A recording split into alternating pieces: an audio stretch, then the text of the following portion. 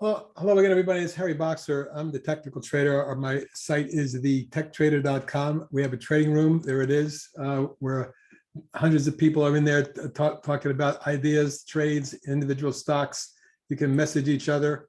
There's a lot of fantastic long-term traders who've been in the market a long time with great ideas, talking about the various opportunities that are out there. But today, we're here to talk about commodities, in particular cannabis, nat gas, crypto, a bunch of things.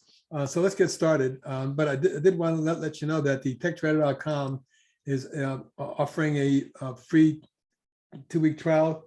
Come in, join the room. You'll probably make enough money to cover the first year subscriptions. It's a very reasonable price. And I invite you to come join me and see what we do every day. What I do is day trading using intraday 1-minute charts. I also refer to, of course, 5, 15-minute and daily charts to get an idea of the current trends, resistance, supports, targets, etc. And when I issue a day trade, I'll issue a buy alert. Let's see if I can scroll down to one I had earlier.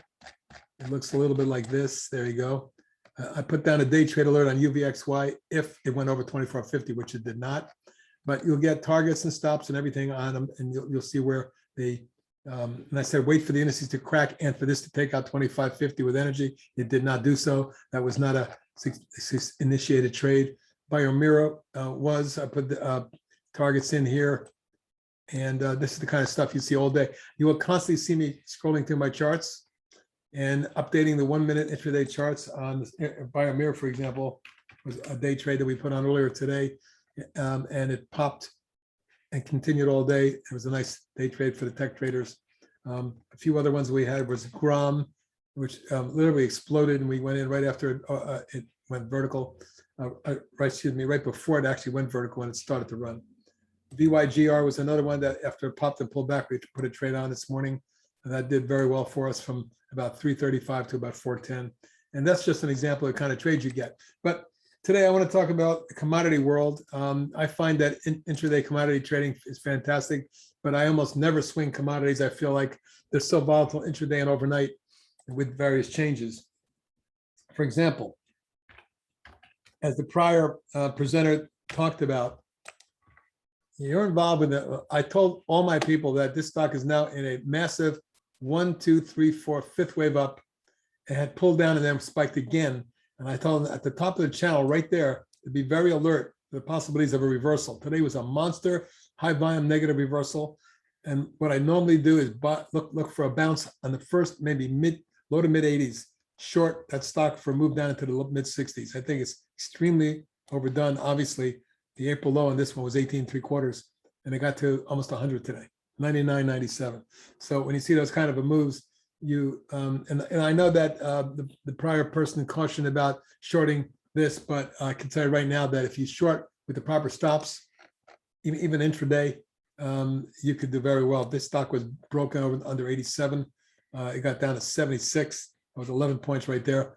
And if you look at the sister stock, UNG, was in a fantastic run as well, but less of an intensity move. Nevertheless, in April, this was down to 9 and it went up into the low 20s versus Boyle, which was down around 18 and went up to 99. That's an ultra long on natural gas, but I think this is extremely way overdone. And yes, at some point it may consolidate and go higher, but on a short-term basis, and we're very short-term. In my room, we do day trades and swing trades. Even most of our swing trades are somewhere between 3 to 5 days and 3 to 5 weeks. Some of them are longer, depending on the trend, of course. Let's get to cannabis, because one of the things that I was asked to discuss was my feeling about the commodities, the cannabis group. Now, you can start off by looking at MJ. That's the ETF for that group, and it tells you all you need to know. In September, a year ago, it was 10. It popped and flagged, and at that point, when it broke out of the flag right there, I put a swing on it. I told all my subscribers, this has got momentum phenomenal, and my targets were 19 and 22, and it blew through that and ran up into the mid 30s. Doesn't mean you had to sell it there, but the bottom line is you keep raising your stops. Number 1 there and number 2 there. Those are my 2 stops. It never got stopped out until here, but anytime you see a massive 1, 2, 3, 4, and then a big fifth wave up. You may even call this a 5, 6, 7. But the big monster reversal on volume is what you look for. When you get that, it's usually over. Look what happened since then for the MJ. But not having to wait for it. When you see a commodity ETF go from 18.75 to 34 and 58, basically in 6-7 days, in less than 2 weeks, the stock went up 100% for an ETF. It's insanity. When you spike too far too fast with volume, it's time to reverse, and that's what happened with that. And is it a buy now? Well, if you look at the long-term pattern, you'll see there is some support from the December pullback low right about here. But that doesn't mean it can't make a lower low. And until a downtrend is reversed, the trend is your friend, the trend is down. There's no reason to try to pick a bottom, because this looks like a bottom, that looked like a bottom, and so did that and that. At this point, nothing to do until at the very least, you take out a prior high. Now, that would entail a move above 15 with volume.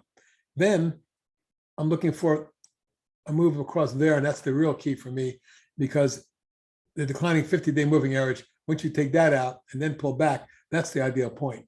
I would rather watch it go to 17, pull back to 16 and consolidate, and know that, and watch the moving averages turn around and cross over like it did here. Notice the crossover and the pop and pullback. That was a phenomenal buy right there. And that pullback at 12.5, and it went to 34 in 90 days. So if you time things properly, you know, what you have to do is first wait for the turnaround and not try to anticipate. I know people who accumulate. Yeah, and then months later, maybe it goes, but why waste time and effort and money when you can time it properly? And I believe that technical timing is the key to stock trading, period. I'm looking at some other members and the leaders in that group. Canopy Group was a tech trader swing when it broke out there, and then it formed a wedge. I put a swing on it at about 22. Within 60 days, it was 56. And note the move from there to there was almost interrupted with barely going down at all. Sideways, a little 2-day pullback, another 2-day pullback, but until it spiked to the top of the channel. And the reason I had that as a target, by the way, 55 was my target, basically because of this. Look back in 2018, and you'll see it hit 59. But the prior highs were 55.6. So I drew my line right there, and it not only ran up to it, it tagged it almost perfectly, 56.50, and reversed that day and finished down the next day. And from there, it was downhill racer. Everything in this group looks the same. Tilray, which went bonkers here and here, but this time, note the breakout above that double top. Right there was the time to buy it. 13.75 was my target. It was my entry, excuse me. My first target was 2021, we reached 22.61 and pulled back and formed a beautiful wedge. Take a look at this. That's a bull wedge, and it comes on lower volume. Then the breakout, we went back in. For anyone who didn't buy it, I gave them another buy signal above 19.5, 20. And it went vertical for a week and reached 67. Pretty amazing. But when you see that kind of vertical blow off, and volume was the biggest it ever traded the day before it reversed at 197 million shares, it's time to get out of Dodge. By the way, the next day was even a bigger downside reversal on 215 million shares. And that put the end to that trade, the end to that run. And certainly you had a massive 1, 2, 3, 4 big fifth wave down. It's still going. Quite frankly, we don't know where the low is on the stock. There's some support right where it is from the gap back into January. But secondary support says this could be as low as 8.75 or even 7.75 before it's over. I wouldn't look to buy marijuana stocks until they show me that they've, excuse me, potentially turned the corner. And you're going to have to get this one above 12.5 to do that. Once you do that, then you're looking for targets perhaps in this range. First, to test the 50-day moving average, and that's key for me in trading. You get above 12.85, you're good to go, in my opinion, to 14.40.50, and then beyond. Stocks don't go up in a straight trend, and they don't go down, but when they get like that kind of move, you want to be in them.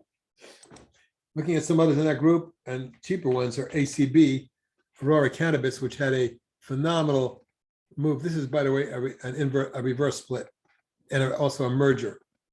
So this popped and wedged and broke out. We put a swing on it there at about 11:30, and it went to about 19. It then came down in a 5-wave decline and bounced, but it didn't look good because there was no volume.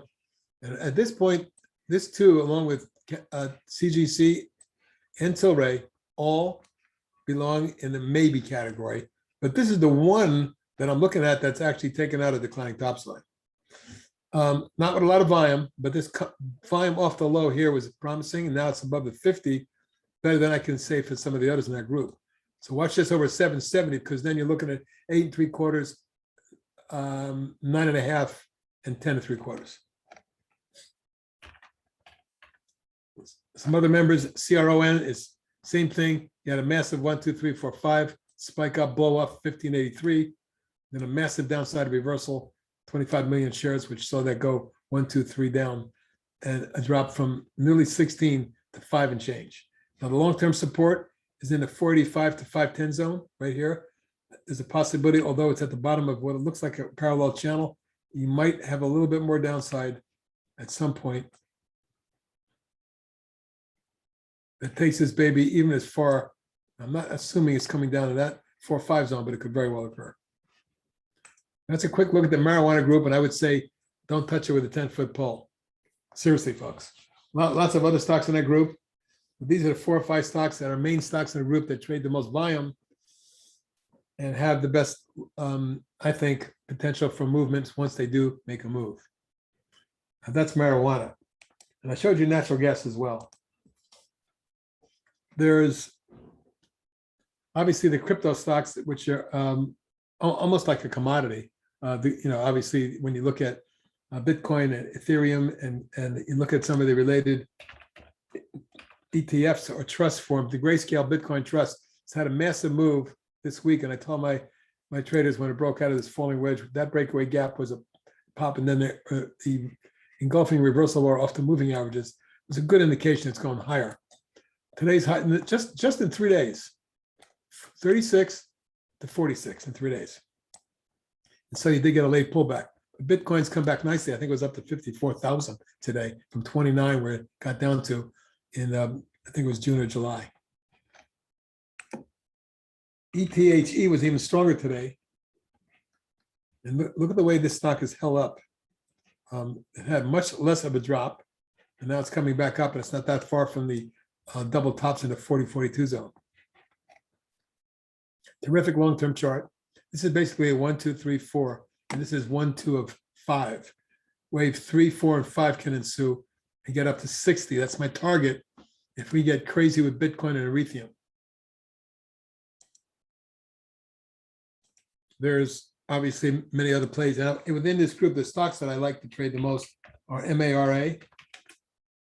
Look at the way this is held up. Now, this was literally a year ago when the market crashed in March of 2020. This was 35 cents. No kidding. Check this out. In April, a year later, it was 57.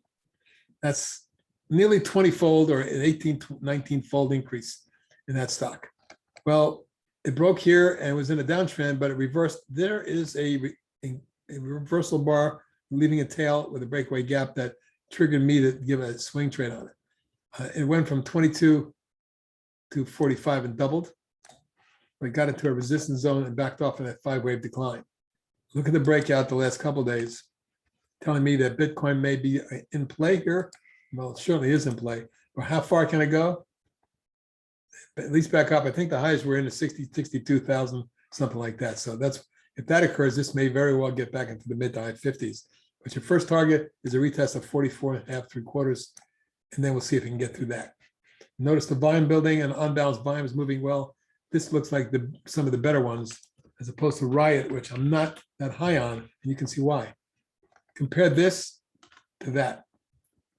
Mara is much better. The other one in the group that's really acting well is BTBT. Huge surge in July, August, and then a big pullback. But this is basically an island reversal, which I noticed and told my subscribers about back a week ago at 7. And subsequently, it's gone to 12.42 in just 4 trading sessions. upside target now is 14 and a quarter. And then we're looking at 20, but we'd have to get through some pretty big resistance to do that. So in terms of commodities, I follow all kinds of commodities. Oil and gas, we got to look at oil. Oil's had a phenomenal run. My favorite trade is Gush. We traded this beautifully from the high 20s into the high 70s. And then when it came down and broke out again right there, it was a buy at 72. Subsequently made it up to 102, 103. Came down and reversed, forming a left shoulder, head, right shoulder, inverse head and shoulders. Had a bit of a hit right to the trend line. And look at that move. It's in the last 2 weeks, 68 to the high yesterday at 108, basically. 40 points in 8 days. Phenomenal move in that. The more conservative USO and UCO still looking very strong. And when oil was getting crushed, this thing got down to 1688. That was in April a year ago. From 1688, it's made it up to 56. It's a pretty damn good move for an ETF, wouldn't you say? Now, and looking at the long-term rising channel, if oil continues, and a lot of experts think it's going to 100, this is going to be $65. If not, take a look where it was. And this thing traded at, when oil was way up, this thing traded at 105, 110 range. I wouldn't be shocked to see it move back up there, but there is a gap to fill right now for starting at about 68. That's my first target. 59 and 68 are my current targets on USO. Another ETF you follow in that group is UCO. Very similar.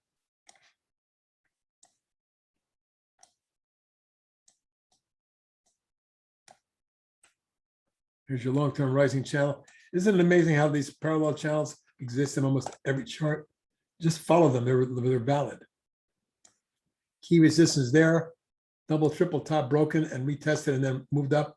So my target on this one is 115.18 from 89. And again, the USO target is around 63, 64.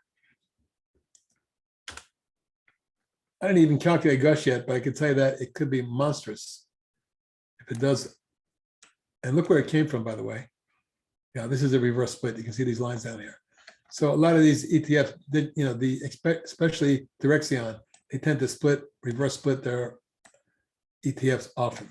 But in terms of where I think it can go, if it fills the gap from way back here, 190, no kidding, folks, the stock's 98 now, another 100 points, 80 to 100 points more, especially if it takes out yesterday's high. Over 108, I would look for the stock to run. I would also keep a tight stop on it in case we roll over under 88. Now that's a look at the oil side. We showed you natural gas. Let me show you some gold. Terrible. But when you're up 4 of the last 5 days, I haven't seen that in a long, long time on ETFs in the gold sector. Here's 4 days in a row there. But very rarely do you get 4 days in a row. Now, sometimes when you get a cluster, that's when they turn them around. This looks like a very solid day for the gold sector, GDX in particular. I follow NUGT, the Nugget, and the JNUG. JNUG up about 4%, 3.3% on Nugget, and only 1.85% on GDX. But all three have broken short-term channels. Look like they have potential for at least coming back to test the declining tops line. The GDX would be 31.1.5. The JNUG would probably look at something up around 60, 62 zone as follow through. And then Nugget, I would look for something around 49, give or take a point, half a point. So it's 44.97 now. You might get some follow through to the upside. I also want to look at silver. I love the AGQ ETF. Look at the island reversal on that one. Usually you see those at major bottoms and tops, island reversal. Look at this island reversal. There was almost one there. Well, coming off a bottom, it almost now looks like a left shoulder ahead and a right shoulder forming. So once the AGQ gets to 35, the targets are 36.5, 39, and 41, and onward and upward. But we want to take out the declining tops line first to validate that the new trend has begun. And not because here it looked like a bottom too, didn't it? But failed at the 50. So the one thing we're noticing about commodity ETFs, these in particular, AGQ here, and hopefully not there, is what I want to see a breakthrough. Once you get above 37-ish, you're on your way to a much higher level, probably to test 41, 44.5 on the AGQ. There's other silver ETFs. I like a lot of silver miners too, especially the juniors like AG. Nothing there yet. And EXK, same thing, nothing there yet. Large boys had a good reversal today, but they're still in downtrends. That's Pan American Silver and wheat and precious metals. A good reversal day, perhaps, but one day isn't a trend make. So I would be cautious on silver and gold until we see some follow through and retesting.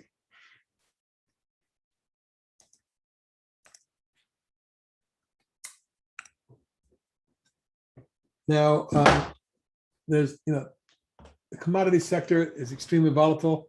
And one of the areas I also follow, I don't know if I would consider steel a commodity.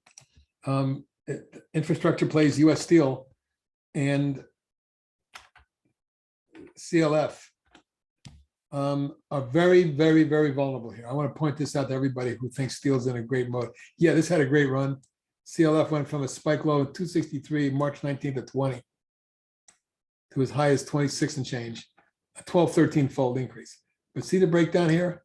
Notice the moving average is crossing over to the downside. The stock cannot even get out of its own way. It's formed a bear flag. I would be short the steel group. If it breaks this top, this thing could come down, way down. I wouldn't be shocked to see low, 13, 14, 15. It's 20 right now. And on US Steel, with Goldman Sachs downgrading them today, if they're getting whacked here and forming a bear wedge, yeah, I think this one's in big trouble. It's right on support. Any further damage in US Steel, you're probably going to see a move down to 19. And my next target below that was 16. So I'd be short US Steel. Look at the volume on the downside. The last two times it broke there and there, huge downside volume versus when it tried to bounce, the volume was much lower. And look at the underlying technicals falling apart. If anything, it's almost a fait accompli that at least it goes somewhat lower. We'll see what happens then. Even the big boys like Nucor, let's look at it. Look at that breakdown.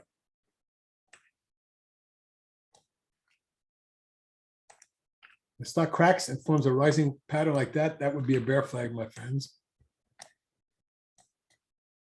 And quite frankly, looking at this and drawing a line across there, if they take this zone out, this thing could fall apart into the mid 70s. So look for 10 to 20 points down on Nucor if they break the steel group. I may add this to my short list. I hadn't noticed it until today. Interesting. So that's a look at gold, silver, some of the Bitcoin related ETFs, obviously marijuana and natural gas. I wanted to talk about other related stuff as well. The market right now, in terms of the actual general market, today was, I think, significant, and I want to show you why. This is the NASDAQ 100 falling from 15.7 to under 14.4, about 1,350 points. And that's about 8 or 9% already.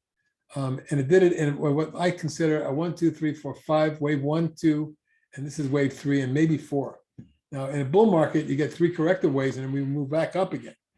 It's going to be important that today's action follows through. The next targets on the NASDAQ 100 are 14.9 and then retest 14.990. On the S&P, which I follow very closely, you can see a similar water Hey, rollover. Harry, we're still seeing the NUE chart. You are? Yeah. Oh, I see. That is bizarre. Well, I put it on the same screen, my man. Why shouldn't it be there? Huh. Well, you're sharing it looks like you're sharing the window. Yeah, but I know, but I moved it over to this window. Right. No, not the monitor, the window, that specific program. You're sharing the specific program.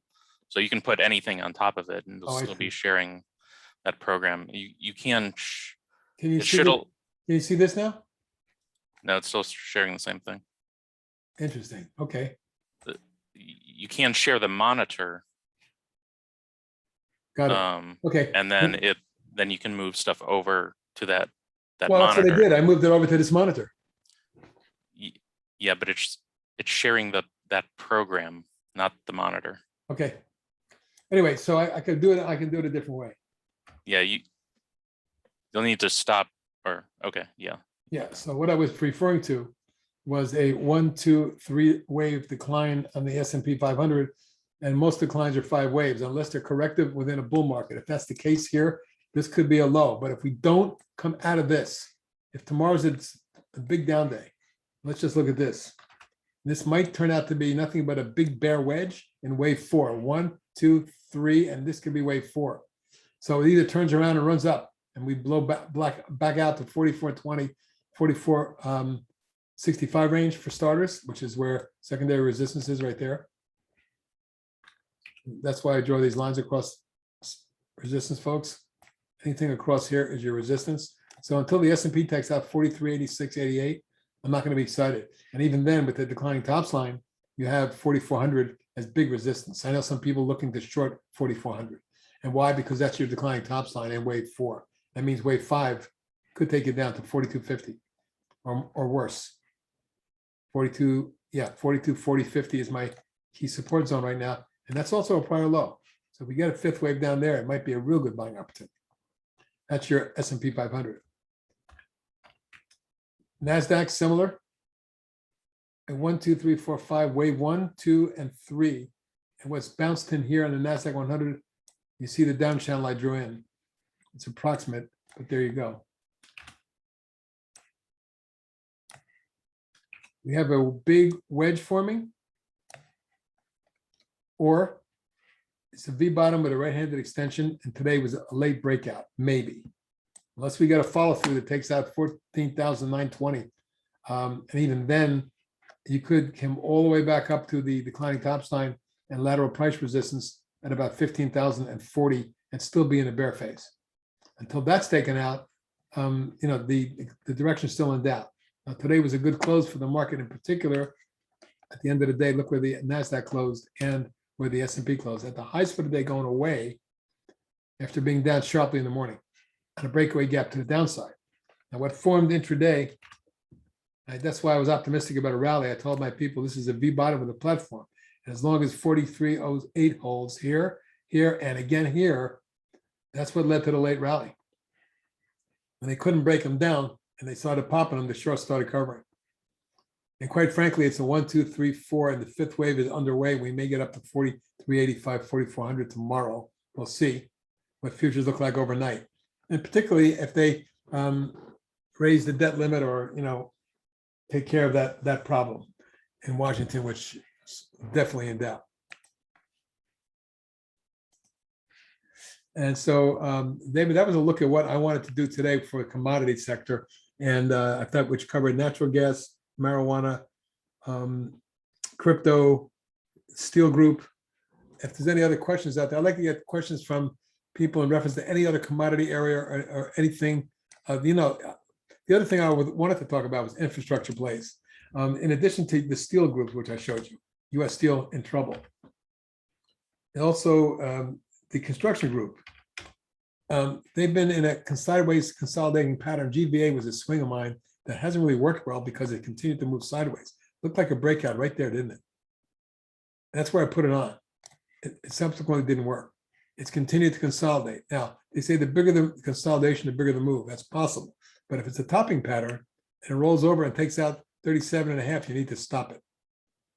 Conversely, on the other side, if you take out those peaks and look where some real important resistance was, above 42.5 is where, with volume, is where we get more interested. But right now, the entire infrastructure group, even Alcoa, which is one of my favorite long-term plays, I put a swing on, believe it or not, at 675 in May of last year. Right there, no, 775, sorry. And then it ran up into the 50s. Well, it's come down for a few days, and I would not be long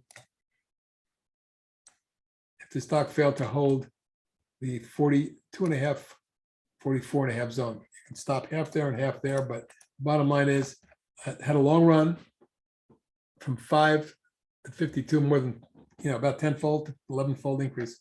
And so some of these stocks are severely under pressure. Now, Alcoa still looks okay versus the steel group. Aluminum better than steel right now, but they're all starting to weaken. So I'd be awfully careful about anything that's infrastructure plays right now, because who knows when the hell they'll ever get that passed on Washington. And so, David, what I wanted to do is try to see if the listeners or viewers have any questions on anything in the commodity realm, or for that matter, anything at all.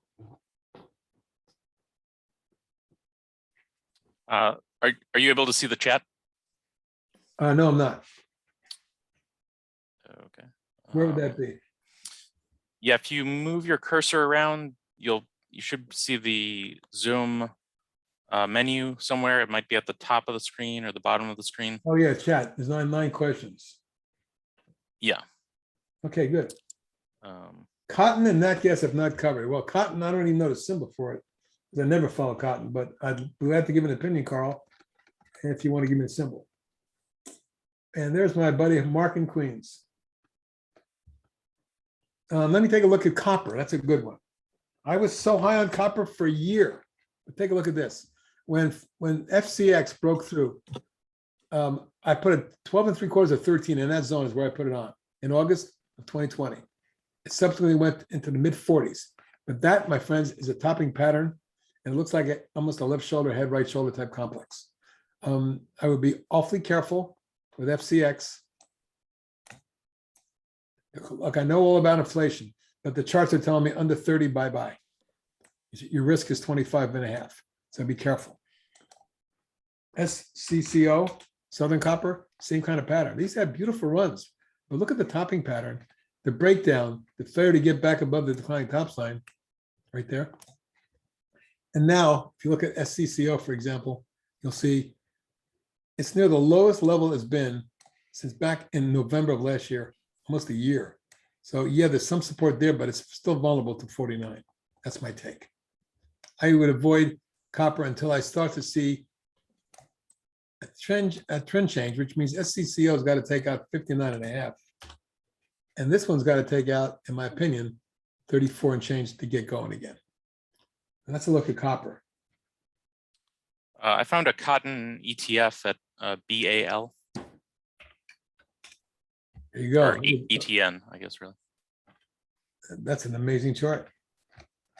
Matter of fact, it's an all-time high, but I'd be awfully careful. Anything that's gone from 27 to 63 that quickly. However, on a daily chart, you can see it's extremely overbought, but there's a squeeze going on.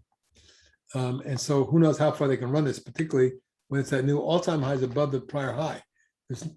We call this blue skies, and it can run, but I would continue to raise my stop underneath each daily low. You do not want this taking out 60, period. Because then it can lead to 57, 55, or even lower.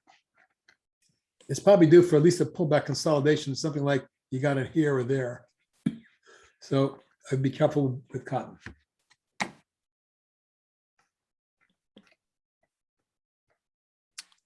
Someone else that asked about lithium and rare earth elements. There's another ETF I like, REMX. I like this too. But much like a few of the charts we showed you. Oh, that's. Oh, no, that's REMX. Yeah. There you go. Yeah. This stock is topped. Now, you would have got head faked right there. See this? Looks like a head and shoulders breakdown. Went back up again. You got to respect it, though. You have to respect it. To me, that's a topping pattern, and it broke down. Now, it could do the same thing it did there and turn right around again. But you have to be out of a stock that breaks down. You know, one of the things I've talked about in my seminars is that most traders, once they sell a stock, won't go back in. That's the best time sometimes. I can't tell you how many times I've been stopped out and I just watched the stock go right back up, and guess what I did? I bought it back. And yeah, I made a lot of money with it. Because once the stock shows you its intention, it might go hard in that direction. Take a look at the falling wedge. Now, that's another consideration. What I would do with this one, if you want to buy it, the stop under 98, it's 100. So you got a $2 leeway. If it goes, your targets are 105.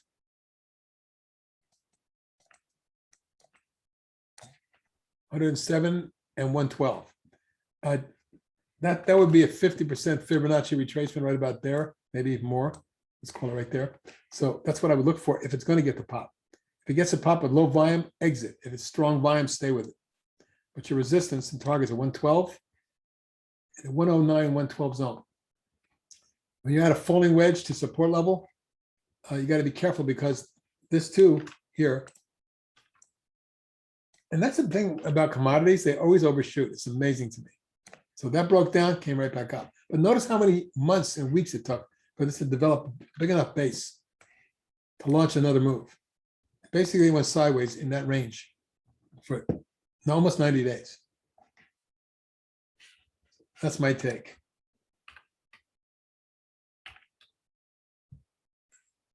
By the way, CRMT, someone asked me about it. Oh, Mark and Queen. Yeah, Mark, this is one of my Tech Trader swing shorts. Mark is a subscriber. And you can see why. Left shoulder, head, right shoulder, breakdown, and a falling flag that tells me this is going down to mid-90s maybe. It's 117, 18 now, right now. Mark, it might even get down to test the triple bottom at 83. So I would look for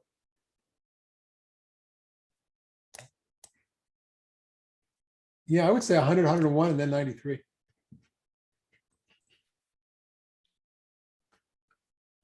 Beans. Well, you want to do soybeans? ZS. Well, obviously, no, that's not it. ZS? No, that's Z-scale. ZS is the futures contract. I think Yeah. there's a soybean ETF. Is there an ETF for soybeans? I've never seen one. Let's see if I can find it. It's like SOYB maybe. SOYB. Yeah, try that. Yeah, it is. Well, Okay, yeah. Beautiful run, beautiful chart. As soon as it broke that channel, came down and bounced and kissed it back. It's an exit point for me every time. And sure enough, if you didn't, it's forming a wedge and it could be a coil and it could break out. But you've wasted 3 months of your time and energy watching the stock drift down. This little drift down I call death by 1,000 cuts. It just, doesn't look good at this point. But, if you went through, for example, last month's high, you saw this go through 2270 with energy, and maybe it's a run in a run, but it doesn't look like it's got a lot of beta on it. So it's not going to have the volatility that I usually look for.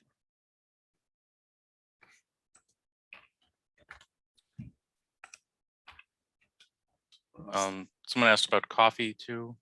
JO is a fund for that. Yeah, well, I've made a lot of money trading coffee stocks in the past. It's been a while. You can see the big base it formed. This is kind of a rounding base. And then a move to this zone was key. Once it did that, it went vertical and it's pulled back. I really like this chart. I think that based on what I'm seeing here, if that's an accurate angle, which is quite steep, this could go in blow-off mode, especially, watch this. It wouldn't shock me. Once it got through this little spike high here, above 57, that it went to 64 and 74. Those are my targets. With a stop under, I would stop half under 49 3/4 and the rest under 48. But for now, this broke out of a coil and retested the apex. I think it's going to be successful and go back up again. That's what it feels like. If it doesn't, you know where your stops are. Overall, massive base, breakout, retest, and on its way to higher levels, it appears. Let's see, any other questions? Lithium. Okay, this is, I want to talk about this. I used to love LTHM and LAC. And you can see why. Long uptrend, nice base build, breakout, retest. When it broke out there, I put a swing on it at about 18, and it went up to 24.72. Now it's pulled back on a falling wedge as well. It's near the 50. So this has got to show me that it can hold the zone. Falling wedge, if it breaks out, could move back to 24 and then 28. But I don't want any more downside. Perhaps under 19.5 would be an out. It's pretty close to being stopped, in my opinion. So lithium stocks have faded a bit. Another one is LAC. Oh, that is, I'm sorry, LTHM. Very similar chart, only this one had a base breakout and it's holding support for now. Don't want this one under 21. That's my stop. My target is 27. We get through that, it could be low 30s. This looks pretty good long term. I like that one. There's a few others.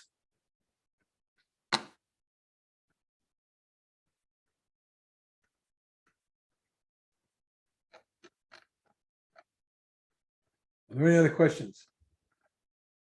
Oh, we'll go over. I'll go over AMD for you. I like AMD. I've been on AMD since it broke out here. Seriously, in the mid-teens. And then again when it broke out there in the mid-30s. And then again when it broke out in the mid-60s. Each time my target was 100, 100 a quarter. We reached 122 and change.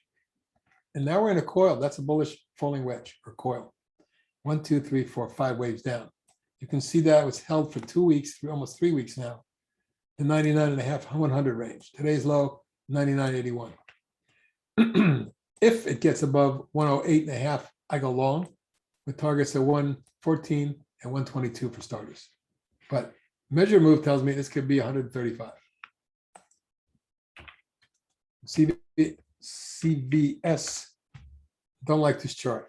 I think CVS was pumped up with the COVID stuff, and I'm not happy with the trend line, particularly last week. Reversal bar and an engulfing one near resistance, taking it from 87 to today's low, 81.78. Your support and stop is under 80. It's kind of a neutral chart. I'm not happy with it. It's below the 50. I don't like it. SHAK. Well, another example of a stock that had a monster run, broke down, snapped back, and now it's down goes Frazier. We'll see. They do have good hamburgers. I give them that. Today's low was a minor breakdown, but it reversed. So put your stop under 74 if you're long. On the upside, targeting 88.9 and then 100, 101.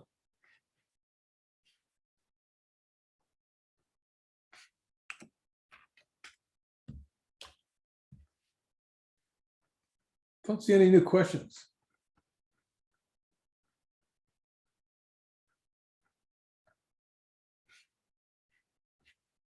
So we have a few minutes. I can give you what some of my current swing trades are.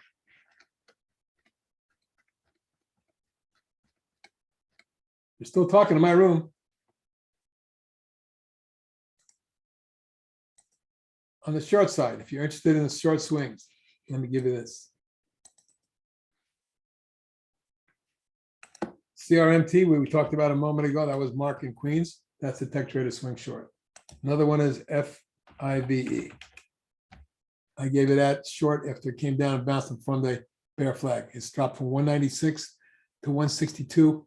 Big reversal today. Short covering perhaps to resistance. We'll see if that engulfing reversal day is too bullish for me. I would be out. MRBI. Same thing. Broke down with a breakaway gap, rallied back from the bear flag. And when it started to fail, I put a tech trader swing short at 49. It dropped to subsequently to 41 quickly, but it looks like downside is 36.7 at least. Negative chart.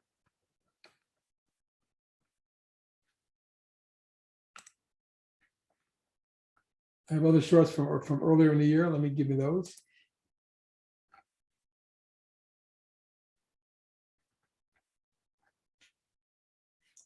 I have to go back a little bit, just a second.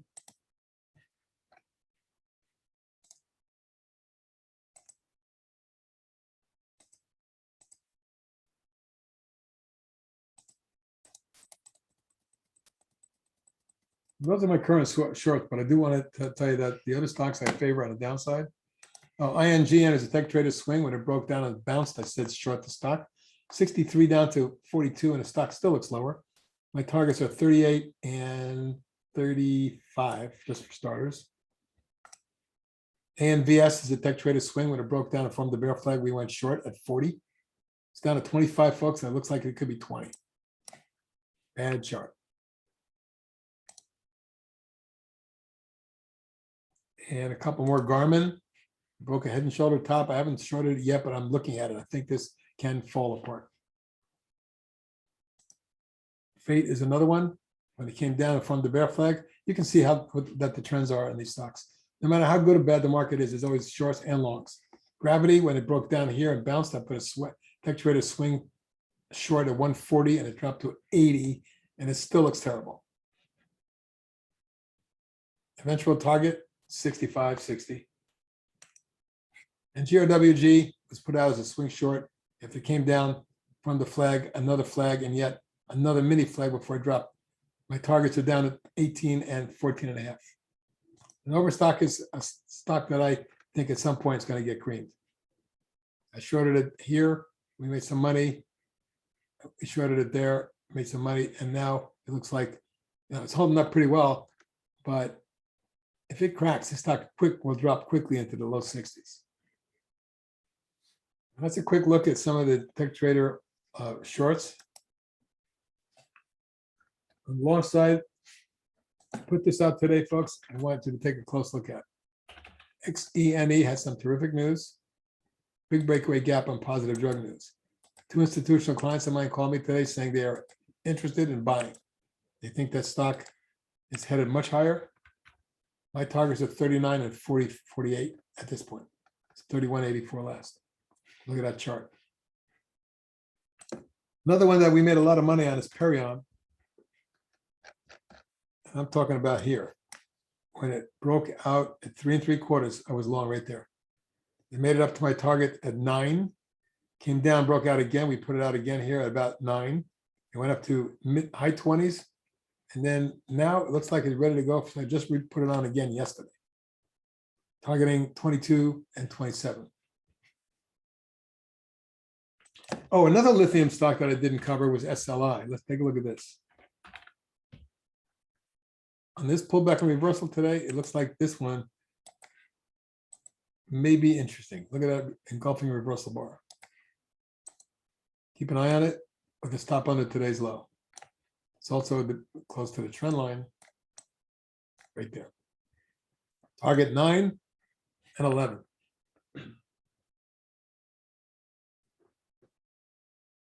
ACY is a very thinly traded stock with a monster chart. When it broke out here, I put a swing on at 39. The stock within a week was trading at 66.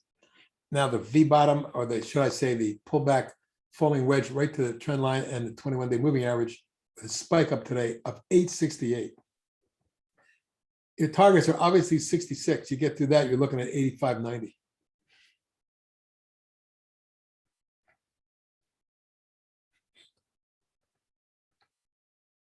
And that kind of ends my presentation for today. Again, if you have any further questions, folks, I'd love to hear what you have to say, what questions you might have.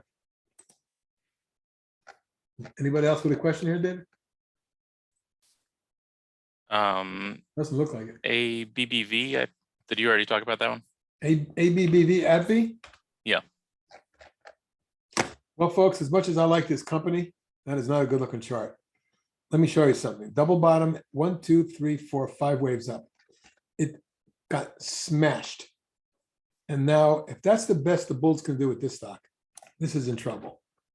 What I see here is lateral resistance through this zone right there.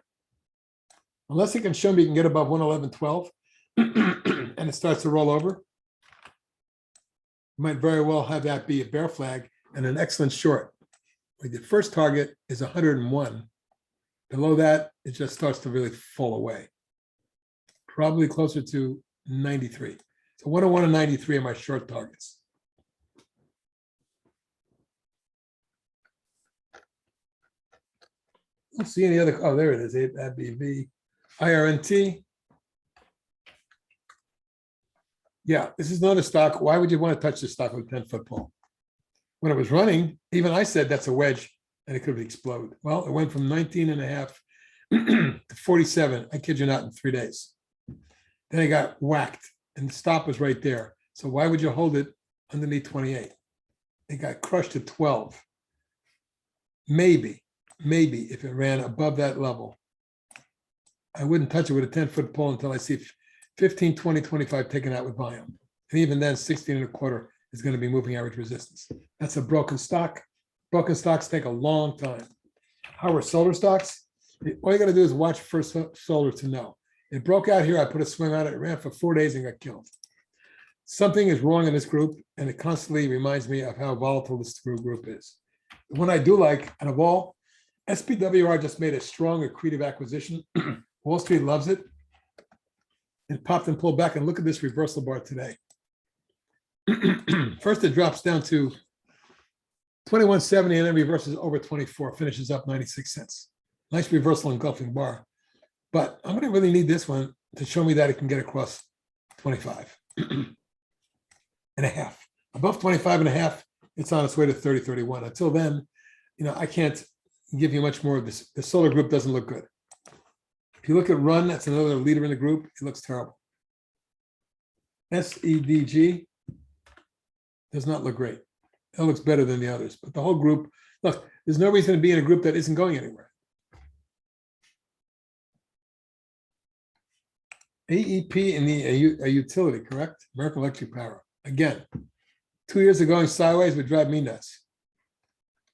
It turned around. Utilities may be in favor because if the market doesn't do well, you may see money flow into utilities for the dividend yields and for safety, but doesn't float my boat. Facebook, that's a short, although it's oversold short term. Now, if it rallied back to 350, 52, 55 there and did it on low volume, look at the downside big bars. Stocks at support and trying to bounce. It's even having a tough time doing that. The market's going to need Facebook to participate.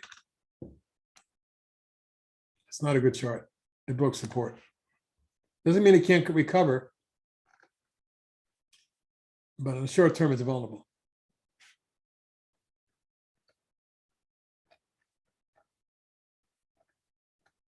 URA. Uranium. Well, why play with this when you can play with these two?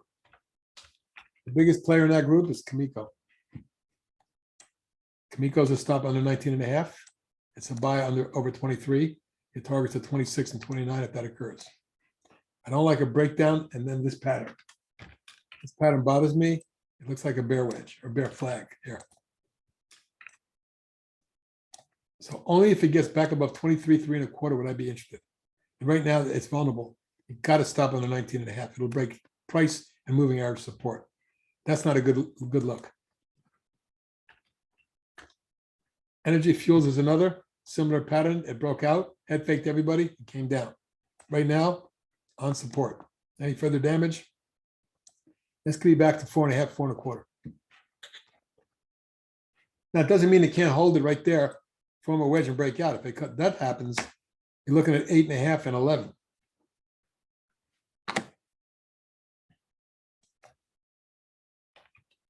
Apple. Like Facebook, Apple's in a downtrend. Nice engulfing reversal bar today. Very promising. I want to see if tomorrow we can easily get over 142 and 3/4, 143. If that's the case, got some additional resistance at 144 and a half. That zone's got to be taken out for this stock to not only make a move and take out its declining tops line, but help the whole market rally. As you know, Apple's a major component of the NASDAQ 100 and the S&P 500, as well as the Dow, I believe. So without Apple, its market goes nowhere. And if Apple gets under 138, sayonara market and Apple. Very vulnerable in here. Fuel cell. Yeah, this whole group's going nowhere. And although it had a nice reversal today, it has a lot to prove to me. I like Ballard better as a company, but look how bad the chart looks. And the other is Plug. Plug's probably the best. And even that, yeah, I mean, for a stock that exploded, it got up to 75. Here it is, 25, and nobody wants it. That'll tell you something. Look where it came from, 2 to 75. Ridiculous. EPD, oil and gas in general look good. This one broke out like many of them did, but it backed off today. Let me see if where it closed. That was a good close. So if you're in EPD, put your stop right there on the 22.5 and say bye-bye. If it goes 24, and this double top here, it's like 24.85 would be my targets.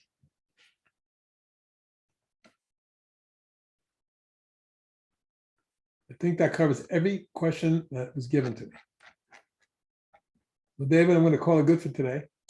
And thank you, everybody, for being here. Please check in with us at TechTrader.com.